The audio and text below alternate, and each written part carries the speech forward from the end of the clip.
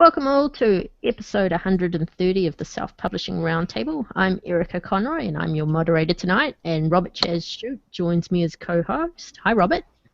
Hello, I just dropped in to see what condition my condition is in. Very, very glad to be here with you fabulous, fabulous podcasters. We're talking to podcasters tonight, so mostly I'll shut up. It's going to be a really quiet evening for me, and I know you'll all appreciate that.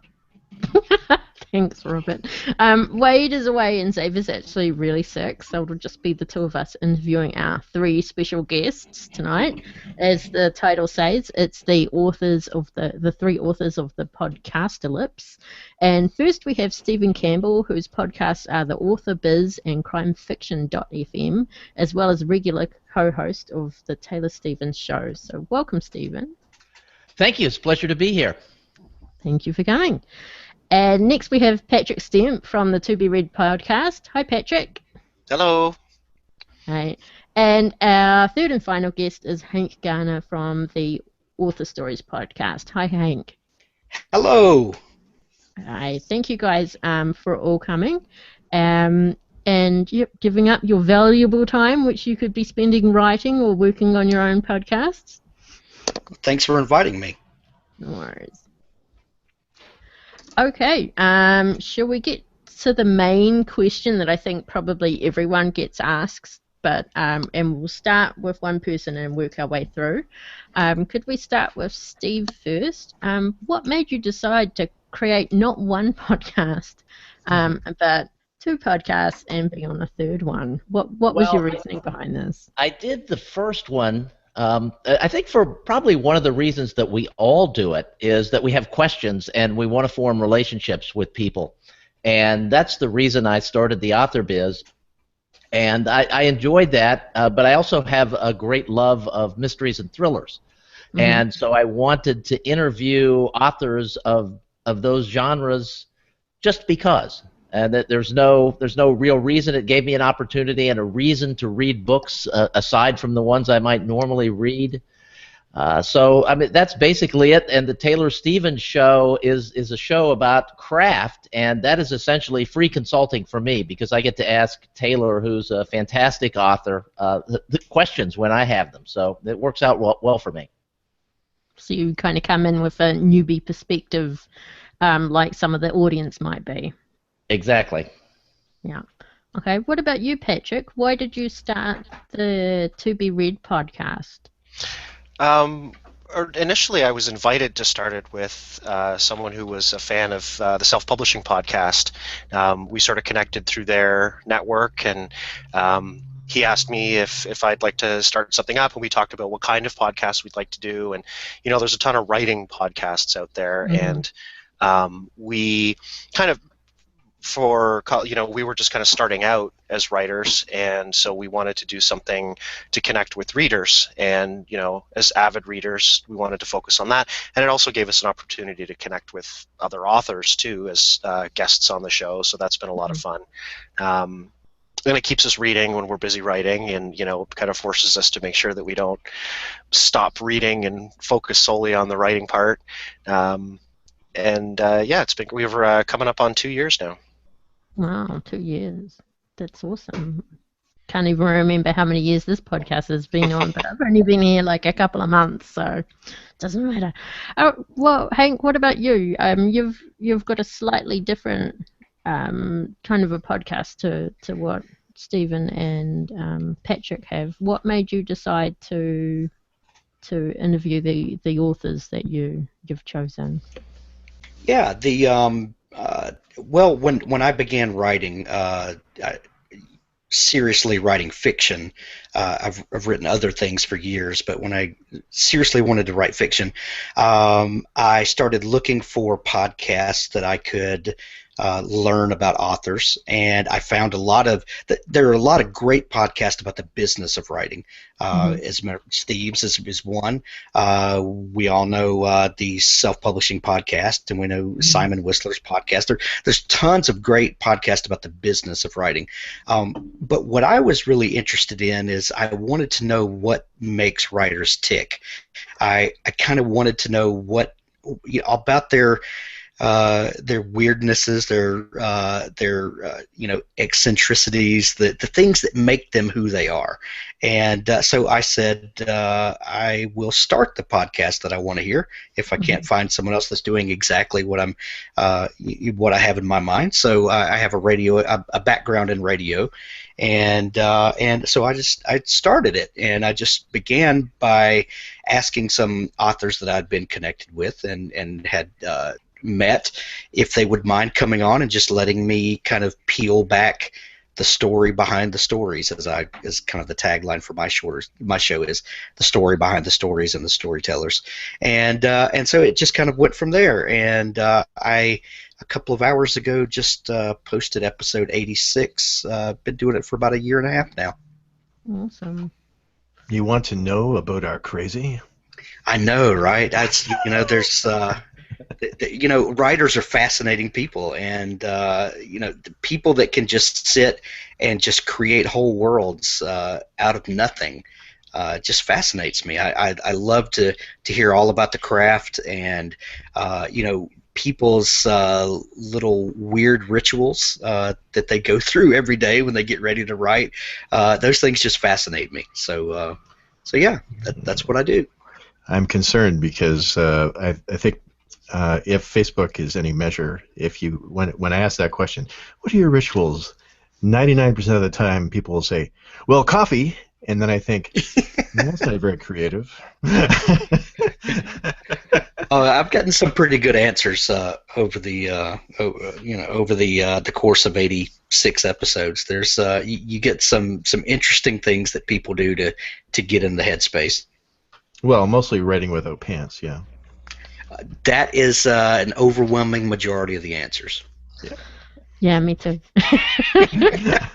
But I think everyone knows that if you follow me on Facebook. Yep, Erica's the girl all the bad guys want. Awesome. That's a Bowling for Soup reference if anybody missed it. And if anybody doesn't know Bowling for Soup, after this, go on Spotify and get Bowling for Soup. And continue. God, you always trip me up there, Robert, when you say something like that. And I'm like, holy crap, what was my next question? So you're all writers as well as podcasters. So you're obviously learning from the authors that you interview. What do you think has been the most helpful, or not really helpful, but what has influenced you in your writing after you've interviewed an author who said something?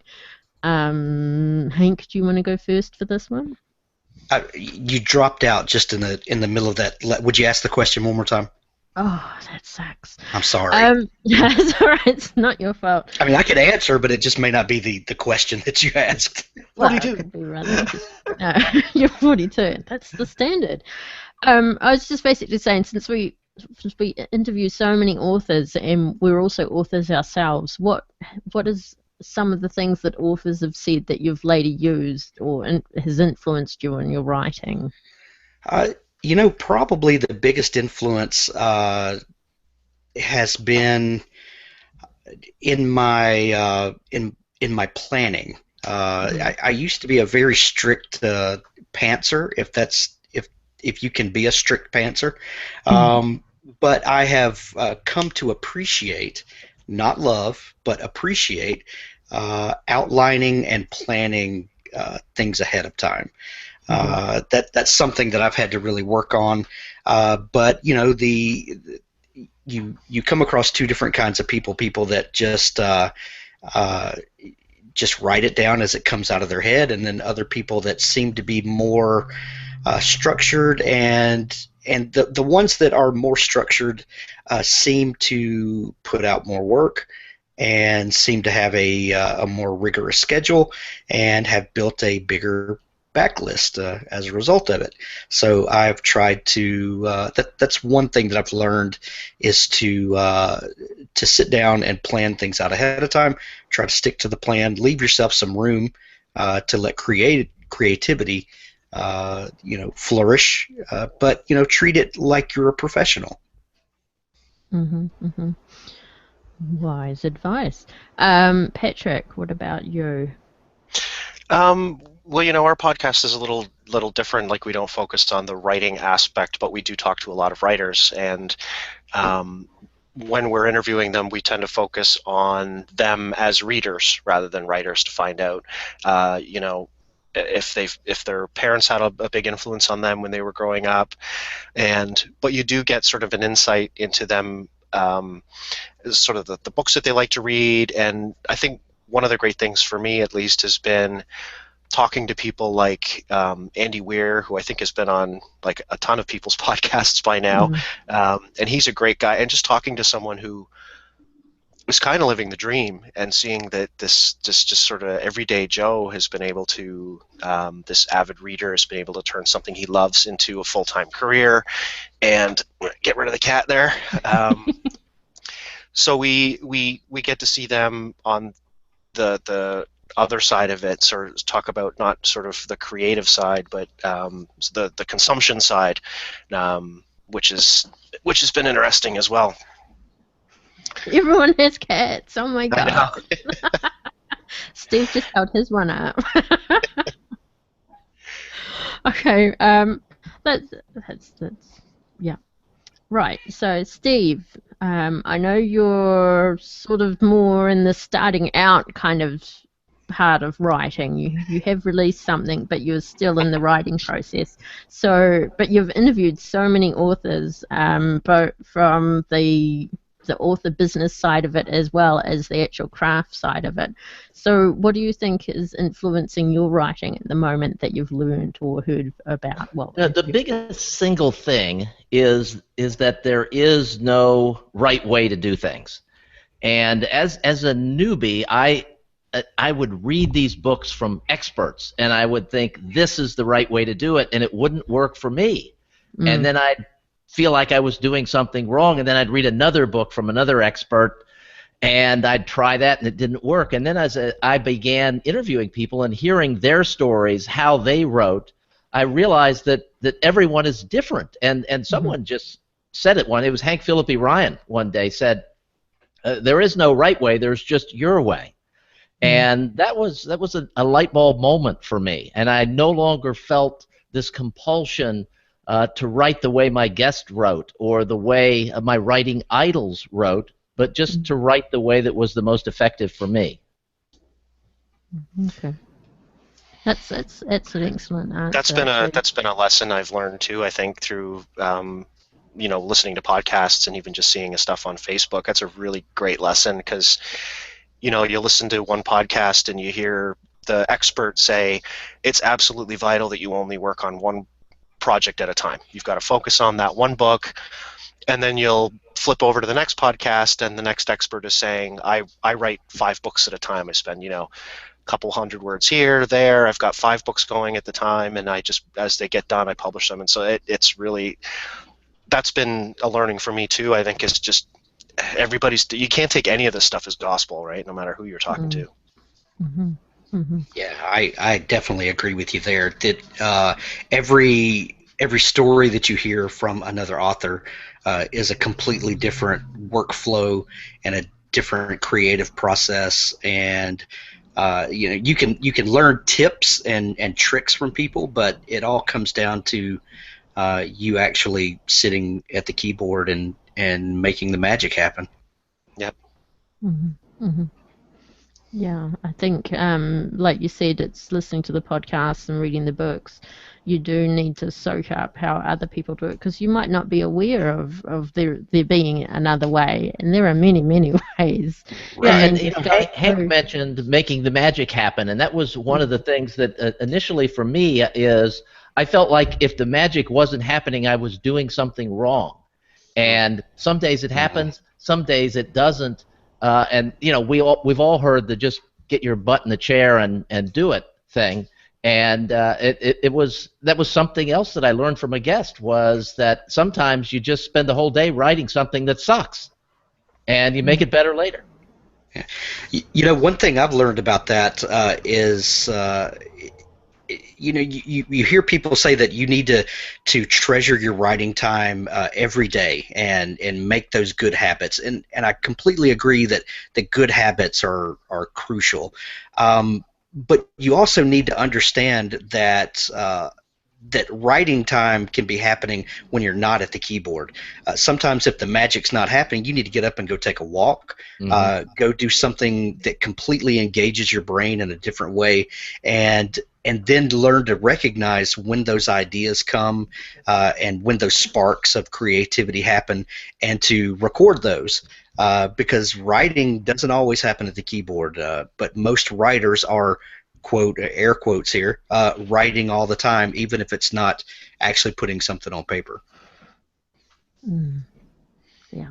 Yeah, there's plenty of times I'll be standing outside, or standing around with my wife, staring off into space, and she'll, what are you thinking about? She doesn't realize I'm writing. I get that a lot too. That's a loaded question. It only looks like I'm screwing around, damn it. I have not been playing Fallout 4 for 12 hours. I'm writing. Well, I've got a couple of podcasts, and I've been on a bunch of podcasts, and I think anybody listening to this particular episode may be interested in starting their own. So my question to you guys is how you go about finding guests. So, for instance, Steve, you said something interesting on the Author Biz podcast recently in a discussion with a guest. You were saying that you'd check the guy out because sometimes I know you're looking to talk to heavy hitters and successful people, and you said something about how sometimes people will try to slide by and not be quite who they say they are. You do some research. Basically, the vetting process or something like that. Is that what you're saying? Yeah, because when I started up a podcast, what I noticed is I started getting really weird emails. I get usually it's from a clueless publicist who has never listened to the podcast. Occasionally, it's somebody who's trying to get me to take on their vape sponsorship, and other times it's somebody like I got something from an author who told me about his book, and I thought, wow, that sounds really racist, and it's called the Cool People Podcast. So, hell no. So, Steve, what's your vetting process? Well, it depends on the show. In this particular episode, the one that you're talking about, the author made some claims that I found hard to believe. And he sent me a live version of his spreadsheet. It was like an Office Live kind of thing, and so the numbers appeared real. But just to sanity check it, I used the numbers that we all use with indie publishing. If you're selling between this number and that number, or your ranking is between here and here, you're selling this many books a day. And so I wanted to sanity check it to be sure that it made sense, because I didn't want to share what I thought was a good story with people and find out that it was BS later, and it wasn't. So that was a rare show. I don't usually have shows like that. It's normally I'll have an interest in something, or I'll read a blog post about something, and it'll spark an idea, and then I'll go look for an expert in that particular field. To talk about it, and I'll vet them through reading blog posts and things like that. But you're right about the approaches from clueless PR people and clueless authors, really, that just get a list apparently of podcast hosts and just spam us and say, "Hey, I've written 7 books. I'd like to be a guest on your show." And I just want to say, which show is that, and why? Why does this make sense? Right, and Patrick? Most of our guests have come through the network of people that we know. We've had one or two who emailed and said, "Hey, I'd be interested in coming on," and we're talking to avid readers, right? So it's not too hard to. We don't really have to do a lot of vetting. There's been a couple people that came on the show where I was a little nervous ahead of time because we don't know them. You don't know if they're going to be just engaging or fun to talk to, or have a wide array of books that they can get into. Sometimes it'll depend on sort of the discussion that we want to get into. So this past week, the topic we wanted to cover was about just sort of darkness and horror, and how dark you can get in a book before you start to lose readers. And we were like, well, let's get a horror author on. So we would message Zach Bohannon, and he was nice enough to come on the show and chat with us. And Andy Weir was just like, that was kind of a pie in the sky where it's like, hey, there's this author that I really love. He's on Facebook. I'm just going to shoot him a message and say, hey, would you like to be on our little podcast? And he said, sure, how about tomorrow night, kind of thing. So we rushed around to get him on. And so, I mean, if we'll talk to anyone who's an avid reader, and even if they're not an author, we've put that out there as well. But of course, our sort of network of people is 99% other authors, so that's typically who we get on. We haven't had any episodes yet that we had to delete and not publish and wipe off the face of the earth. So we've been lucky so far. It is reassuring that you haven't had to have anybody killed, but well, a little bit disappointing. A little bit disappointing, actually. Sorry, go ahead, Hank. Yeah, my criteria is a little different. I knew from the beginning that I did not want. Well, I didn't want to necessarily focus on business, so that freed me up from having to vet people based on that criteria. And I just reach out to people that interest me, and I'm constantly browsing Amazon through Kindle Unlimited. I dig through there on my Kindle just about every night, looking for kind of what's high ranked and things like that. So I try a lot of books, and when I find one that really interests me, then I'll reach out to that author, or maybe I hear about a story from someone else or somewhere, and if it intrigues me, I reach out to them. When I first began, I probably had about a 5% success rate with that. Lately, it's been much better. So when as you hone your craft and you get better and you get a bigger audience, those connections come a little easier. But you guys are absolutely right. I get those messages all the time, and you wonder where some of these people come from. And I get people asking all the time, how quote hot, does an author have to be on your podcast? And honestly, I really don't focus on that. I talk to people that interest me. If I think they have an interesting story, or they have written something that really interests me, then I want to talk to them. And so it's really non-scientific. And also I have never limited my interviews to indies or traditional publishing. I personally am an indie author. I love the indie community. Am completely happy and proud to be where I am. But I don't delineate. I'll talk to anyone who has written stuff that interests me. So there's where I come from. And Erica, you can answer that question too. You let me on the podcast, so surely that your vetting process is very poor. And to be fair, X let you on the podcast before I even joined. Oh, damn it! And before I joined in and took over running the behind the scenes, we're very similar to what everyone's already said. It's that we don't get many people approaching us at all, publicists or anything like that. The majority of the people we find are, just like Patrick said, people we already know, and as we change hosts, we bring in more people with different networks. And also, I'm not afraid to go searching through Cablewoods and looking for someone who has an interesting story and approaching them. And people, I've probably only been turned down twice since I've approached a shit ton of people through Cablewoods and other forums that I'm on as well. And but we're limited because we're really only interested in the indie side of things. So unless Patrick Rothfuss decides to indie publish, I'm afraid X will never get to interview his hero. So. But we have had a horror story where the vetting process did not happen. And this happened a couple of years ago in May. Basically, two guys were invited on because they said that they were really big on Facebook, right? And it turned out they weren't really big on Facebook. They didn't believe in mailing lists. They didn't do any promotions.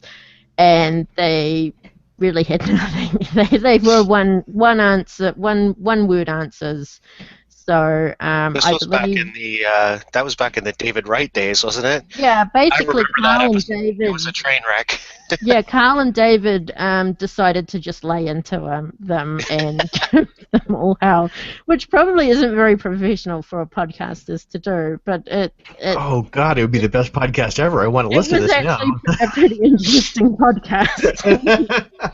But since then, we're a bit more, I think, probably a bit more rigid in our vetting, in that we look for someone who has an interesting story or an innovative way of doing something, or is just racing up the charts or something like that. So just a little bit more than taking the guests at their word. We actually want to go back through and do a bit of research on our own. It is kind of scary, right? That's like I was saying, like we've never run into that, thankfully. But yeah, the one word answers. I mean, I remember that episode where the question would be, so how do you market? What's your marketing strategy? And their answer was, Facebook. well, we don't market.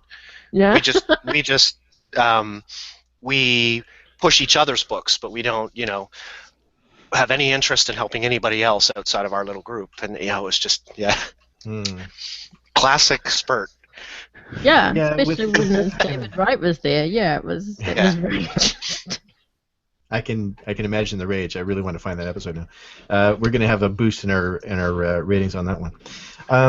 My personal podcast guru is Dave Jackson of the School of Podcasting. He helped me set up my podcast, and he said something about finding guests, which is the best resource for finding guests is Amazon has a huge list of them. They're all book authors, and it's interesting that you went for Andy Weir and you got him. And I know, there was especially just as The Martian came out and just before that too, he was on a lot of podcasts. Really interesting guy, great guest. But I bet you a lot of people didn't think to reach out to him because they thought, well, he's got a book and Matt Damon's on the cover, so obviously he won't come on my podcast. He's far too busy. He's far too busy and important for me. But you don't know if you don't ask, right? Yeah. Exactly, and a lot of people, I think, are very unwilling to give that a try. But authors are, with Facebook in particular, authors are more available than they've ever been. So, for instance, I got hold of Hugh Howey, and I can't even recall how I got hold of him. I probably just sent him an email through his website and did an interview with him. It was that simple, and he was really nice. And I don't know what it is about if someone's successful, you expect them to be a dick to you. But that might say something about the podcaster more than the interviewee. But that certainly is an issue. But for anybody who's thinking about starting up a podcast, did you guys, when you set up your podcast, did you bring in expert help? Like I got in Dave Jackson because my experience was I tried to get the podcast set up, did not understand RSS feeds, had some issue with GarageBand where it said, don't do that. And then when I got Dave in, he said, oh yeah, just push the yes button. That doesn't mean anything. And boom, I had a podcast, and it worked, and it was great. Did you guys do the DIY thing, or was that frustrating? What was your experience? Start with Steve. I took the easy way out and I didn't take the course. Pat Flynn did like a 6-episode video course. It's still out there on how to podcast, and I just went through it like 3 times, and it all made sense to me, and I used it, and it worked brilliantly. Excellent. Okay. And Patrick? Yeah, I was trying to remember the guys. I mean, when we first started looking into it, there was I'm trying to remember what he calls himself, the podcast Answer Man, I bet. Yes, that's what I was trying to remember. Cliff Ravenscraft. Yeah, Yes. so I spent a little bit of time looking at him, and he's got all these, amazing packages that he offers, and not just learning, but you can buy from him. He won't ship to Canada, but he's got the microphone, and so he'll say, buy this microphone, this camera, all of this stuff. Here's how to do it, and so that was definitely one place to learn, but. In the end, it was just kind of looking on Google, and I found a host, found Libsyn. They had some great tutorials on like YouTube on how to go from hosting your files on their server to actually publishing the podcast on iTunes, and once you're there, what to pick and how to set. So they're just, I mean, Google and YouTube are a great starting place to just find out, like, even little things like on a PC. I mean, Windows doesn't like the format that you download, like the MP4 that you download the video in. So how do you extract the audio from a YouTube video that you've downloaded, and how do you get that up to? It's, if you could, you know, spend a day figuring it all out. Pretty easily, if you want to go the easy route. Obviously, if you want to add bumpers and sound and music at the beginning, it can get more complex. But the DIY, anybody who wants to start a podcast, you can be up and running, you know, in a day if you want to be.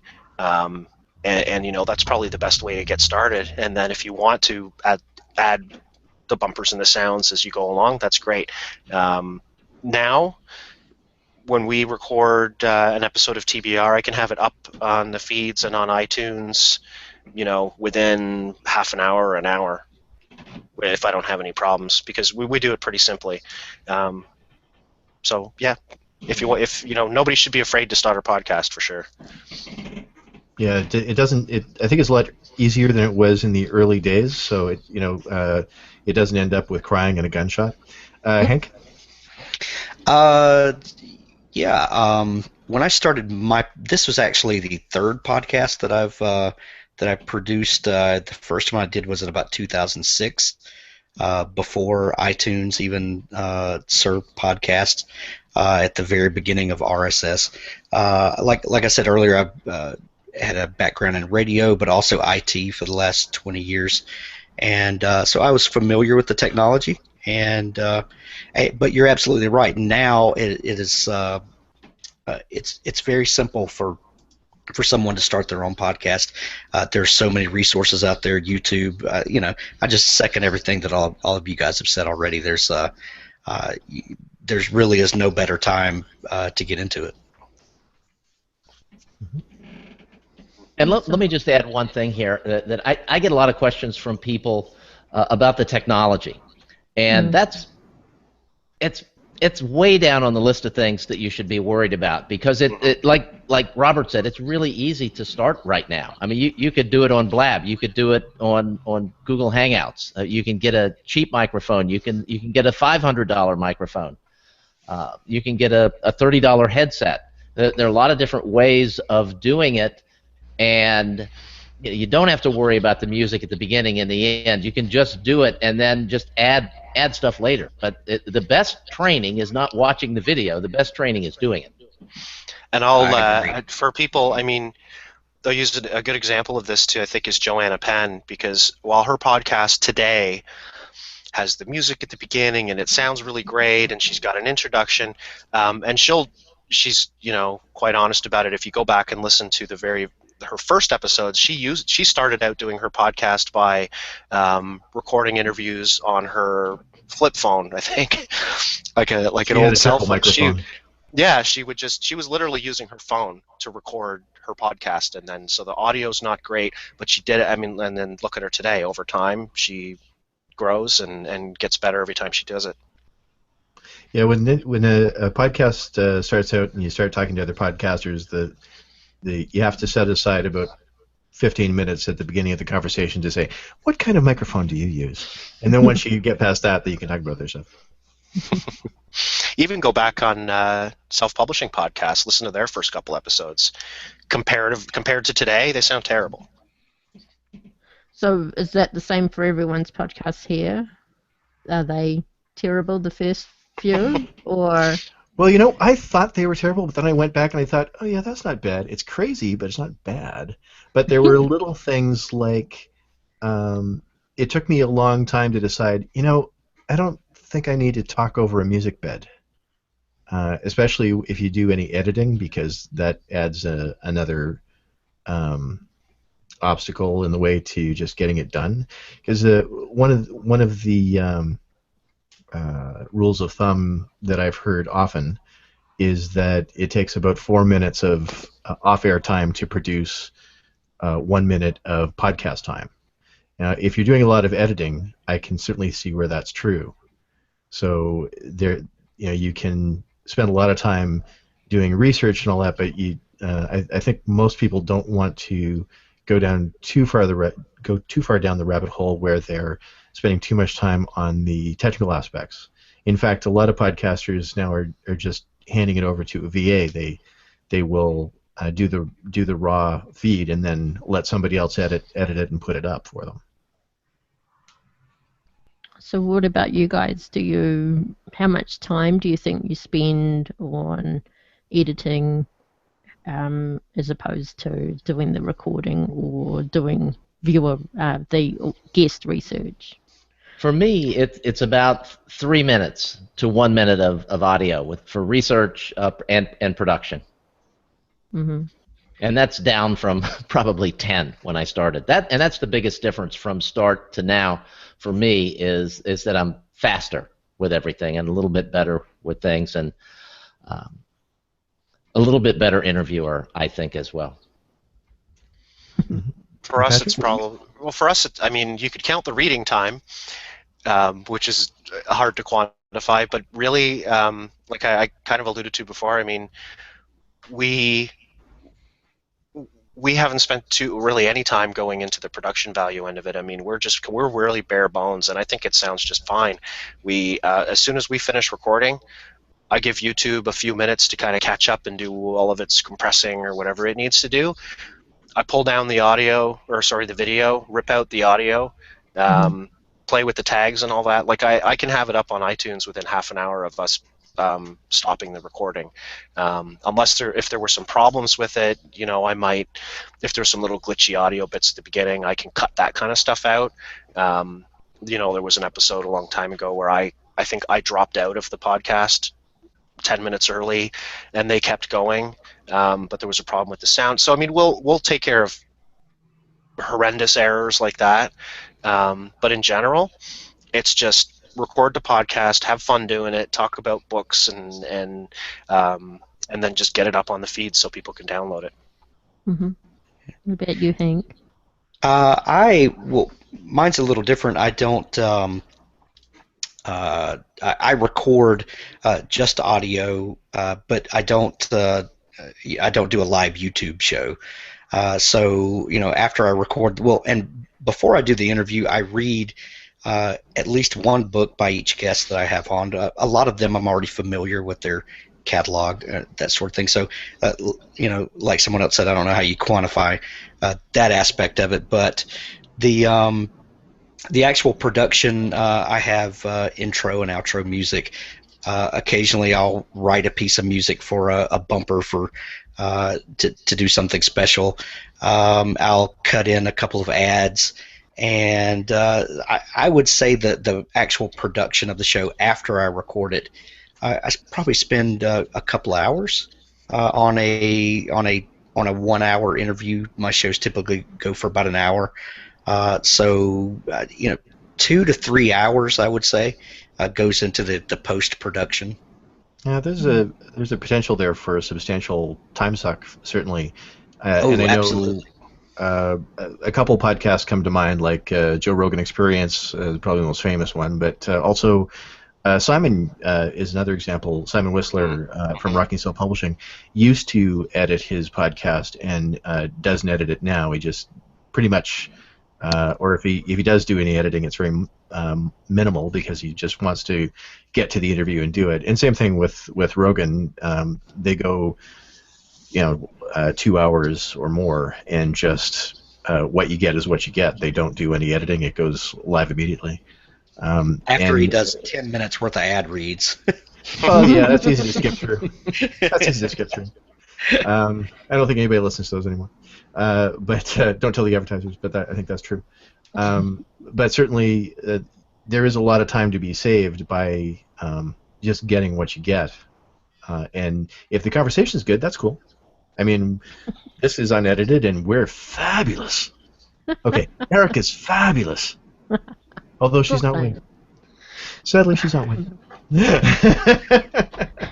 Speaking of advertising, though,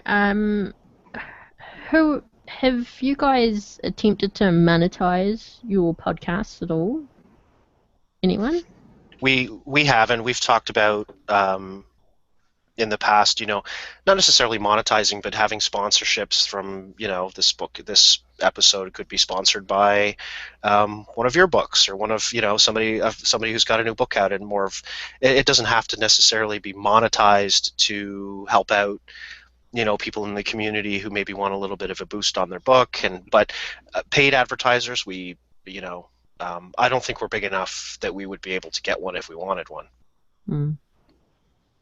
Same thing here. I have a pretty good idea what the sponsorship rates are, and at my level of listener, it's not worth the effort. Mm-hmm. What about you, Hank?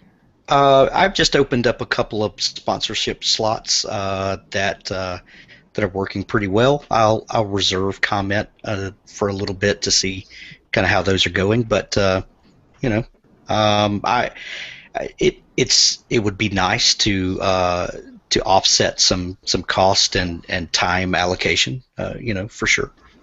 And the cost thing too, I think, also goes back to, if you're looking at how much, not just time, but the money you're spending on the podcast. And, I think, while data doesn't cost nearly as much as it used to, every additional megabyte that you upload to your file server is going to cost you. You've got a monthly limit as to how much you can put on there. And, if we have one episode that goes long, I'm emailing Libsyn to ask them to auto-archive 100 megs of data this month or whatever, and it might cost me $5. So it's cheap, but it's not free. So every ad read costs you money, because that's time. Every bumper that you put at the beginning of your end of your podcast, add music, all that stuff, it can add up. Like I said, this stuff isn't free, so it's just something else to think about. I think the best bumper ever on a podcast is the Grammar Girl podcast, because she just starts it with do, and that's it. That is great. And you don't have to license that. No. She's probably trademarked it now. Probably over $5. Yeah, in the beginning, nobody's getting any sponsors who are defense contractors, probably. It's interesting how, there are big sponsors, but they're all the same. So there's a lot of podcasts and a very small pool of sponsors, because if you listen to more than a few podcasts, you'll hear the same sponsors over and again. There's the mattress company, there's the underwear company, there's the razor company, and so on. Hey, Harry's. The book cover company. The book cover company, yes. 99designs.com. Let us talk about those unscripted. No, let's not. It's tricky too, right? Because you also want to provide value with your podcast, and ours we usually shoot for 30 minutes. We typically end up closer to 40, 45. If we really get going, we might hit close to an hour. It doesn't take long if you're going to do an ad read, for that to suck up. All of a sudden, you're hitting 5 or 10% of the time that you're spending is your ad read, and the bumpers, and that suddenly you've got less value and more ads, right? I think sponsorship isn't something to worry about until things get big, because the other aspect of it, I've talked to some people who have had sponsorships, and they can be a huge pain in the ass, because on every episode the sponsor is going, well, what are the metrics on that? What were the downloads on that? And you're doing a lot of bookkeeping to keep track of these things, which, let's face it, we're all writers first. We're not podcasters first. Most of us. So, right. Life is short, time is fleeting, and we're all going to die. Me, maybe soon. So, it's urgent. What about, this is something that probably every podcast that has anything to do with books, Amazon affiliate codes. Are you at least using these on your podcast websites? Yeah. Oh, absolutely. Hey, and Audible, affiliate. Yeah, that one. And do you see much income come from those yet, or? It varies. Some weeks are good, some weeks are not. It averages out.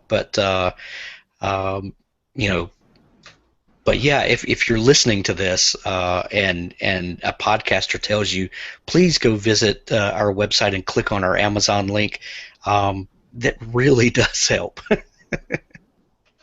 Well, with so many podcasts available, how do you guys make people aware of your podcast? How do you promote it and market it? Let's start with Steve. That's a great question, and I'm hoping to get some really good advice from some of my colleagues here, because basically what I've done is social media, and I cross promote because I have 3 different podcasts I cross promote, and it's a slow, steady grow, and of course you get the help from your guests, and that's one of the great benefits of having an interview podcast is that you have guests that will also promote, and I've had. Oops. No. Oh no, he's Steve had fell off. a fantastic time on the self-publishing roundtable. Well, we'll go on to Patrick. Your answer to that question? Well, we don't. Remind me what the question was. I got distracted. How do you promote and market? Promote and market. We don't. So because again, it's another time suck, and if any of us want to be promoting and marketing, it'll be our books. And I like Steve was saying, when you bring an author on, they tend to bring their audience with them, and you'll get some extra downloads that week, and hopefully some of those people will stick around. And he also said, that it's kind of that steady drip, and that's exactly what we've seen too. We went from, getting 50 downloads a month to 100 to 200, and it slowly grows, and we've gone from having 2 YouTube subscribers to 10 to 20 to it's that slow, steady drip, because we're really doing this for fun and because we love reading and we want to share, at the same time talking to friends and making new friends, talking to other authors. What we don't want to do is turn it into a full-time job. Right. Mm-hmm. And sorry, Steve, you dropped out there for a minute. Was there something you wanted to add about marketing and promoting your podcast? Oops. Oh, and he still dropped out. Steve, you froze again, but I'm sure you'll have something soon. Hank, what have you got on promotion and marketing for your podcast? I'm with Patrick. There's not a lot of promotion and marketing other than sharing links on social media. Probably the biggest thing for me is just following up with your guest after the fact and asking them to share a link with their audience, because most of them, like Patrick said, have a built-in audience, and they bring them along with it, because most people that are fans of their work want to know more about them in the same way that I wanted to know more about them and invited them on the podcast.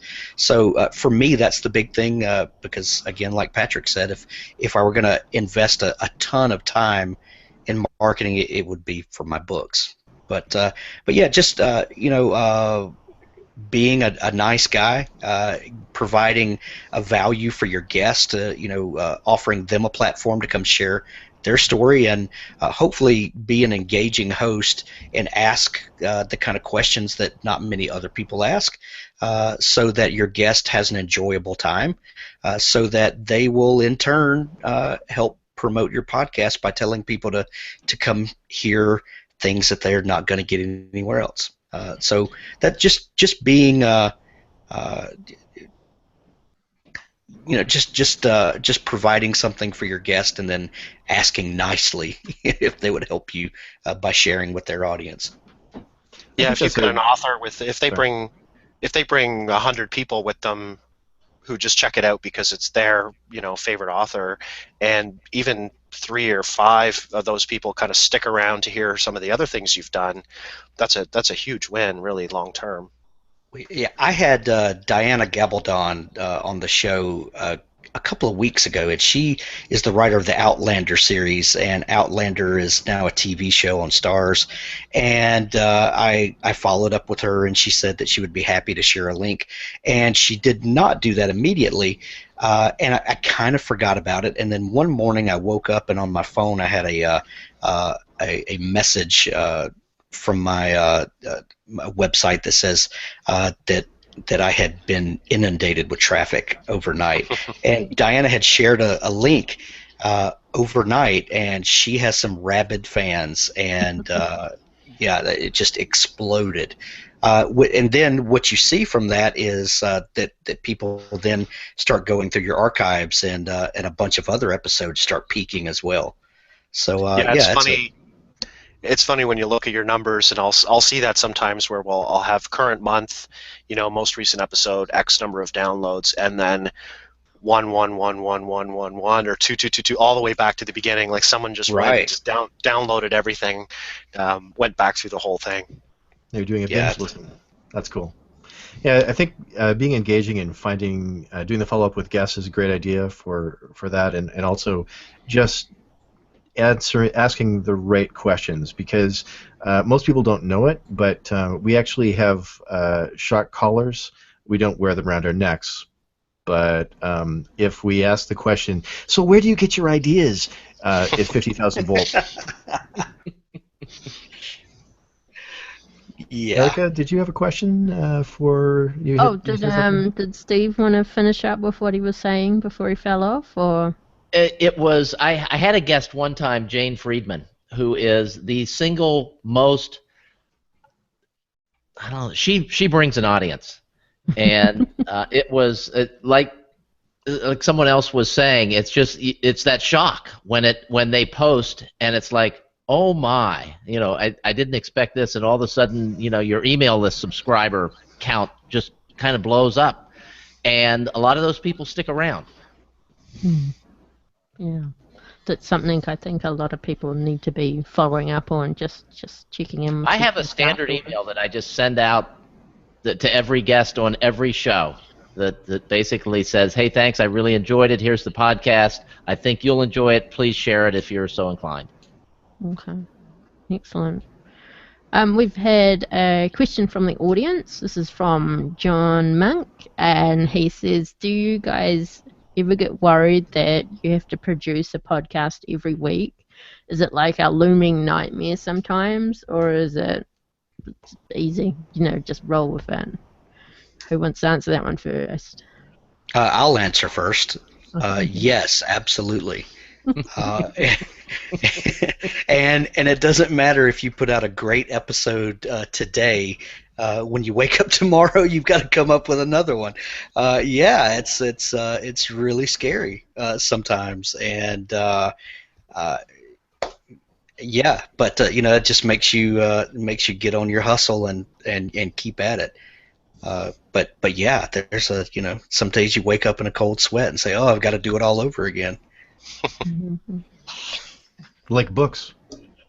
Exactly, like books. It's a horror. It's an ongoing horror that why are we doing this? This is a terrible idea. I gotta go. Right. Steve?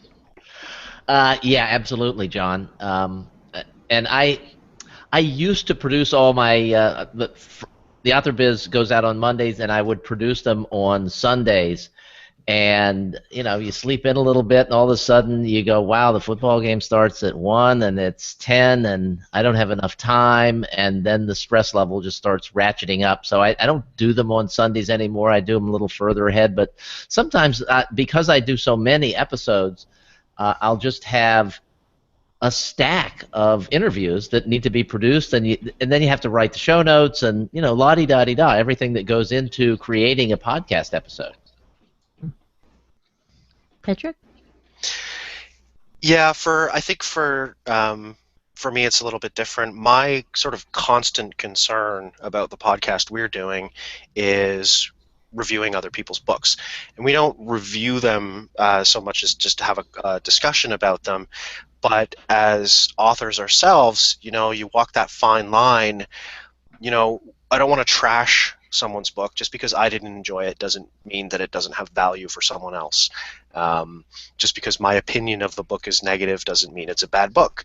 And God forbid you trash the wrong person's work and their audience comes at you a different way. when you actually publish something and now you've got 1,000 one-star reviews. I don't typically review books anymore online because of this. I'll review, but I rate on Goodreads just for my own kind of to manage my bookshelves, but I don't review really. So that worries me sometimes. It's difficult. We try to be positive. We try to talk about the books we love, not the books we hated. But sometimes a book will come along that you just feel you need to talk about, and I think we do try to make it clear that, you know, I absolutely despised this book. It doesn't mean that you won't like it, and there's nothing wrong with that. And of course, actually trying to make sure that you finish reading. So it is a bit of a task every week to go like, oh my God, I've got the podcast on Tuesday. I've only read 100 pages of this book. There's 300 pages left. I guess I need to read this many more pages by Tuesday, because I don't want to show up on the podcast for the second week in a row saying, well, I didn't finish anything this week. I'm still working on it. You know, so that it keeps you reading for sure. I want to second what Patrick said, and you know, I love your attitude, Patrick, that you want to talk about things that you love and not the things that you hated. I think that's one thing that keeps me motivated and moving forward, is that I approach every show from the aspect of that I'm a fan. And that keeps me motivated to do another show and to keep pushing forward. But it also helps me to maintain the excitement that, you know, today I get to talk to someone whom I really respect.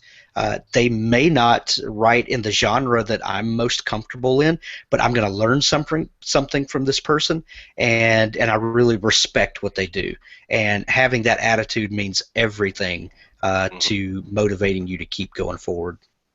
Yeah, there's enough negativity on the internet without us piling on. I can't remember the name of the podcast because I wiped it out of my mind. I'm sure, you know, I was listening to a podcast of these two guys who talk about books, and their big thing seems to be ridiculing people who love the books that they hate. You know, they did an hour. I think they did. What's that?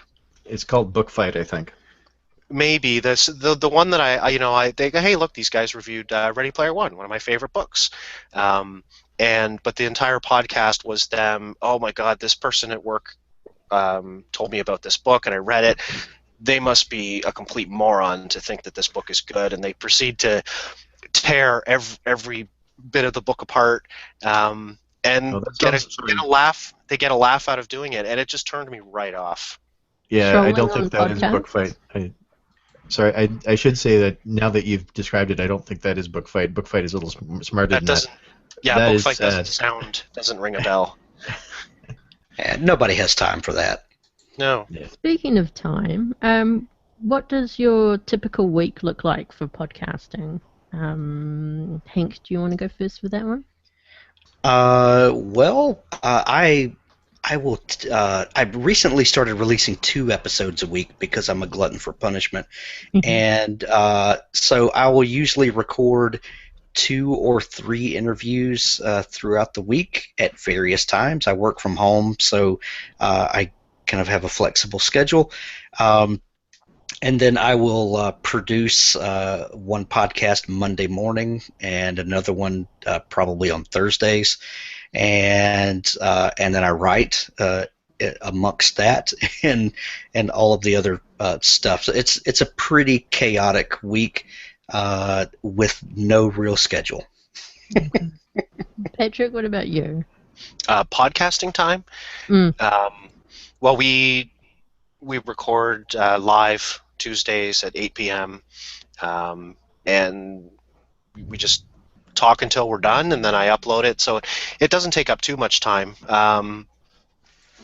If I've run out of space on the server and I don't want to pay for more, you know, I might come back to it once the calendar rolls over and fire up the episode then. But you know, I spend enough time at my day job and trying to find time to write and trying to find time to read, and I love the podcast, but like I said, I really don't want it to turn into a full-time job. So we try to keep it as simple as possible while hopefully being entertaining, and the sound quality is good enough that someone can enjoy it in their car or on their headphones.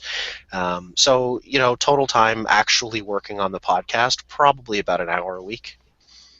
Wow. That sounds really great. It sounds like you have a life, which is weird. Tell us of Steve, this magic. Steve, what about you? What does your typical week look like? as a My podcaster? schedule's a little bit more rigid than some. I'm an early bird, so I'm usually up at like 4 in the morning. So being awake talking at this hour of night, I'm on the East Coast in the U.S. is a challenge.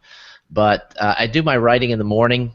I usually finish up by about 10, and on Tuesdays and Thursdays I do interviews, and that's it. And that could be anywhere from just 1 to 6.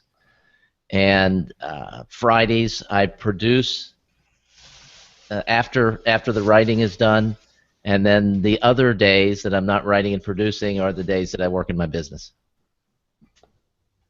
And actually, that makes a point that I think anybody who's watching this, who's thinking, I should start a podcast. One thing that is really critical to making it work is keeping a schedule and coming out with regular episodes instead of having it here and there occasionally. Yeah, I think any of the podcast gurus that you'll listen to, like Podcast Answer Man, or what's the number they usually say is to not publish or do anything with the podcast until you've recorded between 7 and 10 episodes, I think. And again, the experts always have their numbers, and everyone has a different thing. But yeah, absolutely, you gotta hit it every week. That's been a big thing for me since we started. I don't think I've missed a single episode since we started doing it. And yeah, if you miss 2-3 weeks, then people are going to stop looking for it. They're going to stop listening, and they'll find something else to fill that slot. And if they find something they like better, they'll never come back. Yeah, we had that problem with SPRT last year because we weren't able to get them up or up regularly. Even we lost quite a large chunk of our audio audience. At least it was huge, and we're still trying to recover from that. And I just want to add that having taken over the running of SPRT from behind the scenes, I've started tracking how much time I spend working on the podcast, especially because we've added a second podcast that's a half an hour on Mondays. Sorry, that's Monday my time, Sunday American time, and also doing a weekly blog post. I'm spending about 10 hours a week on just getting everything done behind the scenes, as well as the recording of these podcasts. And I'm not even the one who does like the audio uploads or anything like that either. Well, plus didn't you just spend a whole bunch of time updating the website too, right? Redesigning it. Yeah. And it looks fantastic, but again, that's time you spent on the podcast, right?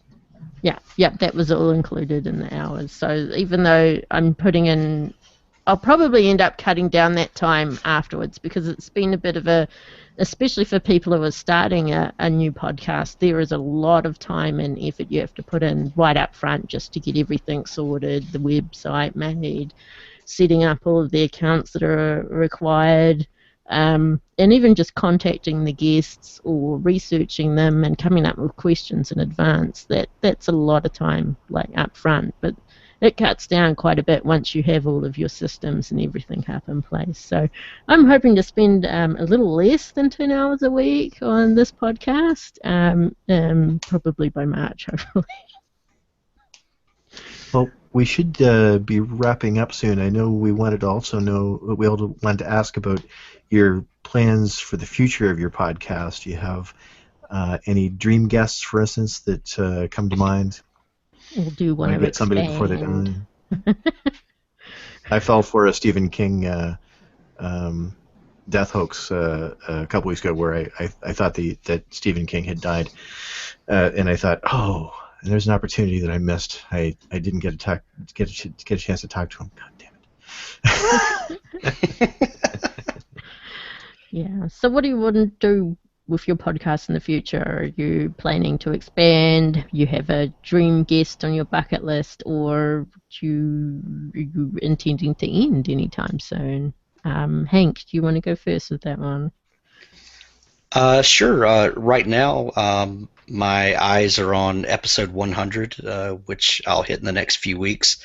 As far as dream guests, I try to look at every week as a dream guest. And I know that probably sounds corny and a little cliche, but I've gotten some of my favorite authors already, and everything after that is kind of gravy. You know, I've had Patrick Rothfuss and Jim Butcher and Andy Weir and Diana Gabaldon. Lots of people that I really respect and look up to, and I'm just going to keep trying to make the best show I can and ask the best questions that I can, and making a second kind of art, alongside the books that I write. Good answer. And Patrick? We try to have sort of a conversation every so often, just to, do we feel like we're heading in the right direction? Do we want to, for a while there we said, well, why don't we maybe have a little segment where we hit the news, industry news, or and that didn't really sort of take off. As far as guests go, once you start to get to a point where you're no longer able to talk to the person you want to talk to, you're dealing with gatekeepers again, assistants and VAs, and so I think the comment too of like to look at every guest as a dream guest is a great way to look at it. Like, I've got 2 books that I'm reading right now, and I would absolutely love to talk to the authors. And I don't honestly know how big they are. Brett Battles and Marcus Sakey are 2 guys that I'm reading their books right now. Would absolutely love to talk to these guys, and I might put the word out when I can. So just having new guests on, expanding our network, growing the podcast slowly over time. Will we ever stop it? I don't know. If we get too busy, we've gone through a few different hosts. It's, I'll stop doing it when it stops being fun, really. That's a good thing to keep in mind, because podcasting does eat your soul. And Steve, it's called the Author Biz Podcast, so certainly you're obviously bent on world domination. I'm going to answer for crimefiction.fm, because I think it's more appropriate in terms of like dream guests and things, because the Author Biz is just focused on the business, so there's not really a dream guest or anything, and for crimefiction.fm there's not a dream guest there either. I've had the opportunity to interview great people, a series of great people, fantastic people, huge people. Very important people. Huge. Okay. I'm so sorry, Steve. You cut it there. And he's back. He's back. Yeah. It just, as I start to wind up with a long answer, it just cuts out on me. So No, I'll try and make this short. Let me first say, Patrick, Brett Battles will absolutely do it. So just reach out to him. He'll do it. Cool. And I go back to what Hank said. For crimefiction.fm, I interview the people who write the books that I love. And that's the vetting process for that show. If I love the book, I want to talk to the author. And whether it's somebody that we've all heard of or someone that no one's heard of. And for me, the ones that no one has heard of are the most fun interviews, because then you can take what little platform that you've been able to build and help expose them to a new audience. And the bigger guests, they're really on point. They're really on message. They know what they're doing. They've done 100 interviews. It's fun. It's a notch on your belt, so to speak, to interview some of the big guests. But it's not as much fun, and it's not as rewarding as interviewing someone who's just writing a fantastic series that no one's ever heard of before. Hear, hear. Excellent. Kudos. Well, we've gone over our hour, guys, but I want to thank you all, Patrick, Hank, and Steve, for coming in and giving up your precious time to talk to us. So thank you once again for coming in. Thank you. Thank you for having me. No worries. And thank you for Robert for coming in and stepping up when my usual co-hosts were unable to. And Glad to be here. yeah, and also thank you to the audience as well. I think that's about it. If anyone wants to hang out in an after party with us, we'll be here soon, and I'll provide the link. But otherwise, don't forget to check out the website, selfpublishingroundtable.com. Thank you. Yes, it's a really pretty website now. Erica did a fabulous job. You should all go there and write her nice notes about how fabulous her website is and what a genuinely nice person she is. And as for me, I am from allthatchaz.com. Chaz is with 2 Z's, 2 Z's if you're nasty. Robert Chaz Chute. And Goodbye, good night, everyone. Internet.